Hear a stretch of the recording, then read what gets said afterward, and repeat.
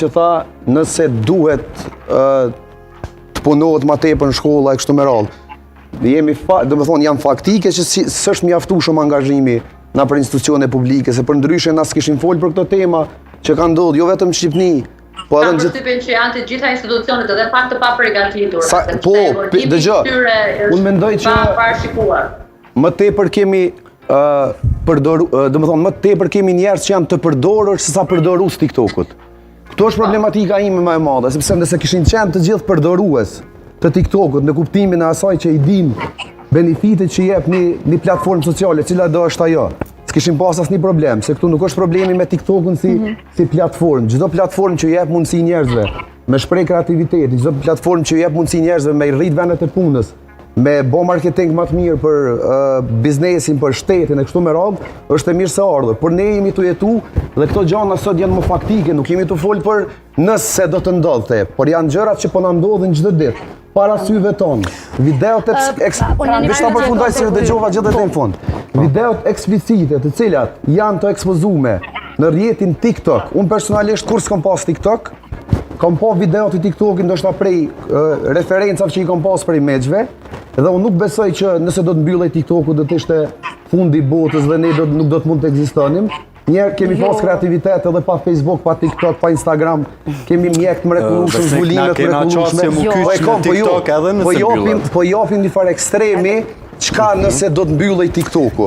Unë nuk e shoh domin, unë personalisht mendoj që si shoqni jemi në një gjendje alarmante, unë me bëm ja tregu tash rastet nëpër shkolla.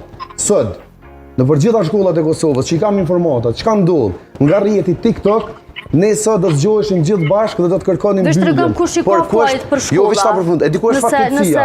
Ne presim që të ndodhë një fatkeqësi, një eskalim, siç ndodhi rasti në Shqipëri, dhe të zgjohemi gjithë me atë aspektin e afektit dhe emocioneve, hajde mbyllim sa TikToku, nuk mbyllen gjonat kështu. Kush i ka fajt për edukimin në shkolla? More kush i ka fajt? Shoqënia ende s'është e përgatitur për të këtë trend. Mendoni ju si profesor që duni me marrë iniciativa të tilla? Unë shpjegoj në biologji metamorfozën. Unë shpjegoj në biologji metamorfozën. Metamorfozën e fluturës nga krimbi në flutur. Ne ende nuk i kemi kratë, ende jemi krimb.